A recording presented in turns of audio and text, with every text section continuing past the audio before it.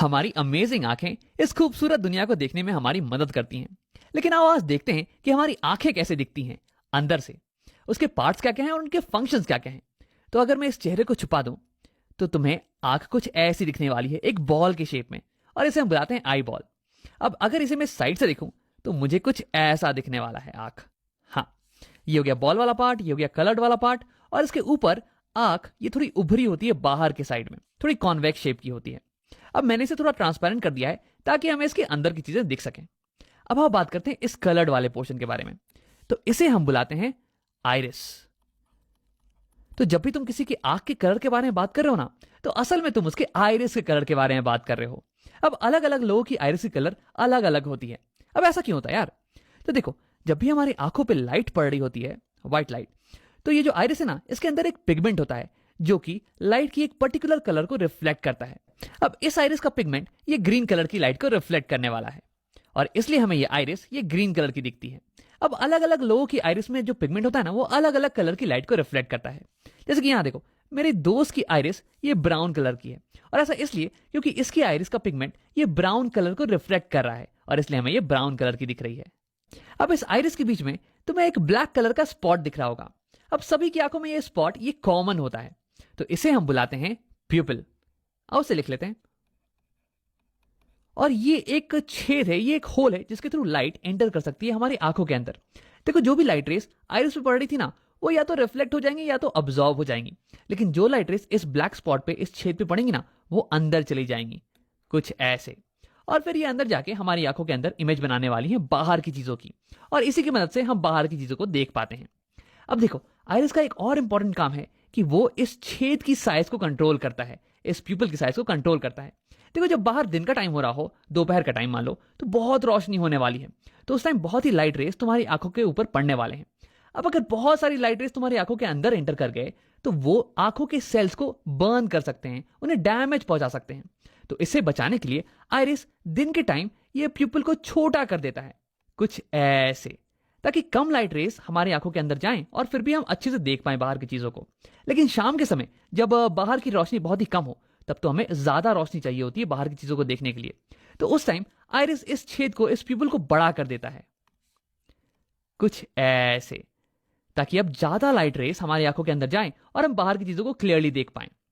तो यानी कि हमारी आइरिस ये खिड़की पे लगे हुए पर्दे की तरह काम करती है। जब बाहर दोपहर का समय हो तो तुम पर्दे को ऑलमोस्ट पूरा क्लोज कर देते हो ताकि बहुत ही कम लाइट रेस अंदर आ पाए, और जब शाम का समय हो तो तुम पर्दे को ऑलमोस्ट पूरा खोल देते हो ताकि ज्यादा रोशनी अंदर आ पाए और तुम चीजों को देख पाओ। अब देखो, यही एक्सपेरिमेंट तुम खुद घर पे भी कर सकते हो। एक डार्क रूम में जाना और फिर शीशे के सामने खड़े होकर अपने पीपल को देखना। देखो, इस समय तुम्हारी पीपल ये बहुत ही बड़ी होगी, लेकिन जैसे ही तुम लाइट को ऑन करोगे ना, तो वैसे ही तुम्हारी पीपल ये छोटी होती चली जाएगी। अब आओ बात करते हैं आई के कुछ और पार्ट्स के बारे में। उसके लिए मैं इस आइरिस को यहां पे छुपा देता हूं। मैंने यहां पे आइरिस का क्रॉस सेक्शन बना दिया है। ये ग्रीन वाला पार्ट ये हो गया आइरिस, और ये बीच में जो होल है ये हो गया प्यूपिल। लाइट इसके थ्रू एंटर करेगी और फिर ये मिलने वाली है इस कॉन्वेक्स शेप के लेंस से। ये हो गया हमारी आंखों का लेंस, आई लेंस। देखो, इसका काम है कि इनकमिंग लाइट रेस को फोकस कर देता है इस पीछे वाली सरफेस पे, और फिर यहां पे एक क्लियर इमेज बन जाती है। अब देखो, ये बल्ज्ड पोर्शन है, उभरा हुआ पोर्शन, इसे हम बुलाते हैं कॉर्निया। इसे हम बुलाते हैं कॉर्निया। लाइट रे जब हमारी आंखों पे पड़ती हैं तो सबसे पहले ये कॉर्निया से ही मिलती हैं, उसके बाद ही अंदर जाती हैं। अब देखो, कॉर्निया और लेंस के बीच का पोर्शन ये भरा हुआ होता है वाटर से। वैसे 99.9% वाटर होता है, 0.1% कुछ विटामिन और प्रोटीन्स वगैरह होते हैं, और इस पोर्शन को हम बुलाते हैं aqueous humour. Aqueous humour, aqueous का मतलब हो गया वाटरी, क्योंकि ये मैक्सिमम वाटर का ही तो बना हुआ है।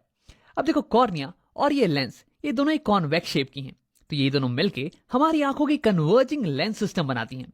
ये दोनों मिलके इनकमिंग रेस को कन्वर्ज करती हैं ताकि कि एक शार्प इमेज हमें इस पीछे वाले सरफेस पे मिल जाए। अब देखो, मैक्सिमम रिफ्रैक्शन ये कॉर्निया पे ही होता है, क्योंकि जो लाइट रेस एंटर कर रही है ना, वो एयर से आ रही है, और फिर कॉर्निया के बाद में वाटर का सिस्टम। तो यानी कि यहां पे maximum change in refractive index होता है, और इसलिए लाइट की मैक्सिमम बेंडिंग ये कॉर्निया के ऊपर ही होती है। उसके बाद लाइट रेस प्यूपल के थ्रू लेंस पे हिट करती हैं। अब लेंस जो है ना, ये हल्का एडजस्टमेंट प्रोवाइड करता है इन लाइट रेस को, ताकि ये लाइट रेस कंप्लीटली फोकस हो जाए इस पीछे वाले सरफेस के ऊपर ही, और यहीं पे एक फोकस्ड इमेज हमें मिले। अब देखो, इस पीछे वाले सरफेस को इसे हम बुलाते हैं रेटिना। अब अगर इस रेटिना के ऊपर हमें एक फोकस इमेज मिले ना, तो हम उसे क्लियरली देख पाएंगे, उसे क्लियरली रीड कर पाएंगे। लेकिन अगर एक फोकस इमेज नहीं मिल रही है तो हमें बाहर की चीजें धुंधली नजर आने वाली हैं। तो यानी कि रेटिना ये एक स्क्रीन की तरह काम करता है, एक पर्दे की तरह, जिसपे कि इमेज बन सके। अब देखो, तुम ये सोच रहे होगे कि अगर इस पे इमेज बन जाए तो हम इसे कैसे देख पाते हैं। तो ऐसा इसलिए क्योंकि रेटिना जो है ना, ये लाइट सेंसिटिव सेल्स से बना हुआ है। यानी कि उस पे अगर इन सेल्स पे अगर लाइट पड़े तो ये सेल्स एक्टिवेट हो जाते हैं, ये लाइट को फिर इलेक्ट्रिकल सिग्नल्स में कन्वर्ट कर देते हैं। और फिर यहाँ पे क्या होता है, रेटिना पे कुछ नर्व्स होती हैं, ऑप्टिक नर्व्स, जो कि इन सिग्नल्स को, इलेक्ट्रिकल सिग्नल्स को ले जाती हैं हमारे ब्रेन के पास। और हमारा ब्रेन ये कंस्ट्रक्ट कर लेता है कि ये इमेज कैसी होने वाली है, और फिर हमें बताता है कि बाहर की दुनिया कैसी दिख रही है। तो इन नर्व्स को हम बुलाते हैं ऑप्टिक नर्व्स। आओ लिख लेते हैं यहाँ पे। अब देखो, रेटिना और लेंस के बीच का जो पोर्शन है ये भरा हुआ होता है एक जेली लाइक मटेरियल से। इसे हम बुलाते हैं विट्रस ह्यूमर। विट्रस का मतलब हो गया ग्लासी। अब ये ग्लास की तरह कठोर तो नहीं, बल्कि ग्लास की तरह ट्रांसपेरेंट जरूर है, ताकि लाइट इससे पास कर सके। अब देखो, इसका फंक्शन ये होता है कि ये हमारी आई बॉल को सपोर्ट प्रोवाइड करे। अब अगर विट्रस ह्यूमर नहीं होता तो आई बॉल ये स्फेरिकल तो नहीं रह पाती, ये तो पिचक जाती ना। तो यहां हमारे पास हो गया एक्वस ह्यूमर, जो कि वाटरी है, और ये कॉर्निया और लेंस को न्यूट्रिशन प्रोवाइड करता है। और यहाँ पे विट्रस ह्यूमर ये जेली लाइक है, और ये हमारे आई बॉल को सपोर्ट प्रोवाइड करता है। अब आओ एक आखिरी चीज के बारे में बात करते हैं, इन फाइबर लाइक मटेरियल्स के बारे में जिन्होंने हमारे लेंस को पकड़ रखा है। इन्हें हम बुलाते हैं सीलरी मसल्स। अब देखो, ये सीलरी मसल्स ये हमारे लेंस के शेप को बदल सकती हैं। तो हाँ, हमारा लेंस ये एक रिजिड मटेरियल का नहीं बना हुआ है, बल्कि ये एक जेली लाइक मटेरियल का बना हुआ है। और अगर तुम इसे पिचकाओगे ना तो ये पिचक जाने वाला है, और इसकी जो कर्व्ड पोर्शन है ना, ये और ज्यादा कर्व्ड हो जाने वाली है। और अगर तुम इसे खींचोगे तो ये इलोंगेट हो जाने वाला है, और इसकी कर्वेचर ये पतली हो जाने वाली है। अब तुम सोच रहे हो यार इसका क्या फायदा है। तो देखो, हमारी आंखें अलग अलग दूरी पे रखे हुए ऑब्जेक्ट्स पे फोकस कर सकती हैं, उनकी इमेज को सेम डिस्टेंस पे बना सकती हैं। अब ऐसा करने के लिए हमारे लेंस के पावर को चेंज होना पड़ेगा, और ऐसा करने के लिए हमें अपने लेंस के कर्वेचर को चेंज करना पड़ेगा, और वही करने में मदद करती है हमारी सीलरी मसल्स। अब उसे और थोड़ा डिटेल में समझते हैं। तो केवल फोकस करते हैं हमारे लेंस पे। अब मान लो कि तुम किसी दूर रखी हुई ऑब्जेक्ट को देख रहे हो। तो दूर रखा हुआ ऑब्जेक्ट है, तो इसलिए उससे जो इनकमिंग रेस होंगी ना, इंसिडेंट रेस, ये ऑलमोस्ट पैरेलल होने वाली है। और क्योंकि तुम इसे क्लियरली देख पा रहे हो, इसका मतलब कि उसकी एक क्लियर इमेज, उसकी एक फोकस्ड इमेज ये लेंस बना दे रहा होगा यहां रेटिना के ऊपर। तो यानी कि ये लेंस इनकमिंग पैरेलल रेस को फोकस कर दे रहा है रेटिना के ऊपर, कुछ ऐसे। देखो, ये होगी रे डायग्राम, पैरेलल रेस आ रही है और ये लेंस उसे फोकस कर दे रहा है रेटिना के ऊपर। अब देखो, इस केस में लेंस इनकमिंग रेस को बहुत ही हल्का रिफ्रैक्ट कर रहा है, बहुत ही हल्का बेंड कर रहा है, कुछ 10 डिग्री का एंगल मान लो। यानी कि इस केस में required power of the lens ये थोड़ी कम होने वाली है। लेकिन अब अगर ऑब्जेक्ट ये तुम्हारी आंखों के पास आ जाए, कहीं यहां पे, तो देखो इस केस में जो रेस आ रही होंगी ना तुम्हारी आंखों पे, ये तो डाइवर्जेंट रेस होने वाली है यार, ये तो पैरेलल नहीं होने वाली है। लेकिन देखो, अगर अभी भी तुम पास रखी हुई ऑब्जेक्ट को क्लियरली देख पा रहे हो, इसका मतलब इस ऑब्जेक्ट की भी इमेज बिल्कुल यहीं पे बन रही होगी। तो यानी कि रिफ्रैक्टेड रेस ये तो बिल्कुल ऐसे ही दिखने वाली है। लेकिन इस बार लेंस को, रेस को, इनकमिंग रेस को ज्यादा बेंड करना पड़ेगा, ज्यादा मोड़ना पड़ेगा, ताकि वो यहां रेटिना पे फोकस्ड हो पाए। देखो, मैं यहां पर रे डायग्राम तुम्हें दिखाने वाला हूं, तुम एक बार अमाउंट ऑफ बेंडिंग पे ही फोकस करना। तो यहां तुम देख सकते हो, जब ऑब्जेक्ट पास में आ गया तो ये इंसिडेंट रेस ये डाइवर्जेंट थी और ये ऐसे चली जाती। लेकिन हमारे लेंस ने अब इन इनकमिंग रेस को इतना बेंड कर दिया है, ऑलमोस्ट 45 डिग्री से बेंड कर दिया है, ताकि ये यहां रेटिना पे फोकस हो पाए। तो यानी कि जब ऑब्जेक्ट पास में होता है तो लेंस को ज्यादा बेंड करने की जरूरत पड़ती है, यानी कि ज्यादा पावर रिक्वायर्ड है लेंस की। लेकिन जब ऑब्जेक्ट दूर रखा हो तो हमें लो पावर रिक्वायर्ड होती है, लो बेंडिंग रिक्वायर्ड होती है। तो देखो कैसे अलग अलग दूरी पे रखे हुए ऑब्जेक्ट्स पे फोकस करने के लिए हमें अलग अलग पावर की लेंस की रिक्वायरमेंट होती है। अब देखो यार, हमारी आंखों में लेंस तो एक ही है, हम लेंस को तो बदल नहीं सकते हैं। तो हम क्या करते हैं कि लेंस के कर्वेचर को बदल देते हैं, इसे पतला और मोटा करते हैं डिपेंडिंग ऑन किस चीज पे हम फोकस कर रहे हैं। अगर हम किसी दूर की चीज पे फोकस कर रहे होते हैं तो हमें एक कम पावर की लेंस चाहिए होती है, जो कि लाइट रेस को कम बेंड करे। तो उस केस में हमारी सिलरी मसल्स ये रिलैक्स हो जाती हैं, ये हमारे लेंस को इलोंगेट कर देती हैं, ताकि इसकी कर्वेचर ये कम हो जाए और ये लाइट रेस को कम बेंड करे, इसकी पावर कम हो जाए। लेकिन जब हम पास की चीजों पे फोकस कर रहे होते हैं तो उस केस में हमें एक हाई पावर की लेंस की जरूरत होती है, ताकि हम इन डाइवर्जेंट रेस को ज्यादा बेंड कर पाए। तो उस केस में हमारी सिलरी मसल्स ये लेंस को पिचका देती है, ताकि इसका कर्वेचर ये बड़ा हो जाए और उसके बाद ये ज्यादा बेंड करने लगे, इसकी पावर बढ़ जाए। तो ऐसे ही सिलरी मसल हमारे आई लेंस के शेप को चेंज कर सकती है, इसके पावर को चेंज कर सकती है।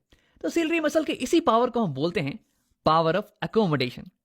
अब देखो, आगे कुछ वीडियोस में हम इसके बारे में डिटेल में बात करने वाले हैं।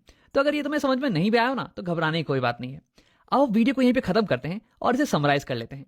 तो इस वीडियो में हमने आई के अलग अलग पार्ट्स और उनके फंक्शंस के बारे में पढ़ा। सबसे पहले लाइट जब हमारे आंखों में पड़ती है तो वो टच करती है कॉर्निया को। देखो कॉर्निया ये आंख के ऊपर ये उभरा हुआ पार्ट होता है और यहीं पे लाइट रे का मैक्सिमम रिफ्रैक्शन होता है, मैक्सिमम बेंडिंग, क्योंकि यहीं पे मैक्सिमम मीडियम में चेंज आ रहा है। अब उसके बाद लाइट जाती है एक्वस ह्यूमर में। अब ये मोस्टली वाटर का बना हुआ होता है और उसके बाद लाइट एंटर करती है आंखों में प्यूपिल के थ्रू, ये ब्लैक वाला पोर्शन। और इस ब्लैक वाले पोर्शन के साइज को कंट्रोल करता है आइरिस। आइरिस हो गया आंखों का कलर्ड वाला पोर्शन। अब इसके बाद लाइट रेस पास करती है लेंस के थ्रू। देखो लेंस का काम होता है लाइट रेस को फाइन एडजस्टमेंट प्रोवाइड करना ताकि इमेज एग्जैक्टली रेटिना के ऊपर ही बन जाए। अब इसमें इसकी मदद करती है सिलरी मसल्स जो कि इसके शेप को चेंज कर सकती हैं और इसलिए इसके पावर को भी चेंज कर सकती हैं। अब इसके बाद लाइट रेस पास करती है विट्रस ह्यूमर के थ्रू। ये विट्रस ह्यूमर ये आई बॉल के शेप को मेंटेन करके रखता है। अब इसके बाद लाइट रेस इमेज बना देती है हमारी रेटिना के ऊपर। रेटिना एक स्क्रीन की तरह काम करता है जिसपे कि इमेज जब बने तो हम उसे क्लियरली देख पाते हैं। देखो रेटिना बना होता है बहुत ही लाइट सेंसिटिव सेल से जिन्हें हम कहते हैं रॉड्स एंड कोन सेल। जब लाइट इन पे पड़ती है तो ये एक्टिवेट हो जाते हैं और ये लाइट को कन्वर्ट कर देते हैं इलेक्ट्रिकल सिग्नल्स में और ये सिग्नल ऑप्टिकल नर्व्स के थ्रू हमारे ब्रेन तक पहुंच जाते हैं और फिर हम बाहर की दुनिया को देख पाते हैं।